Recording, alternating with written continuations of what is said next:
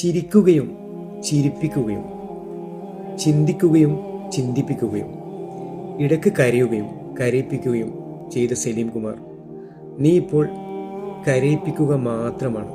തീരാത്ത സങ്കടമായി സഹോദര നിന്റെ വിയോഗം. മലയാളത്തിലെ ഒരു പ്രമുഖ നടൻ്റെ സ്റ്റേറ്റ്മെൻ്റാണിത്.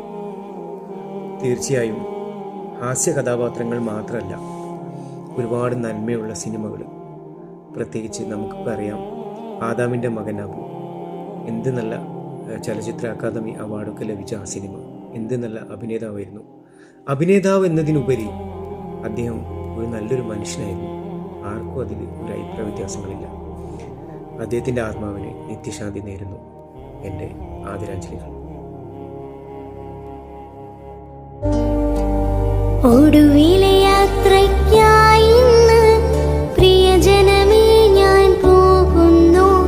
മെഴുതിരിയേന്തും മാലാഖ മരണരഥത്തിൽ വന്നെത്തി. ഒടുവിലെ യാത്രയ്ക്കായി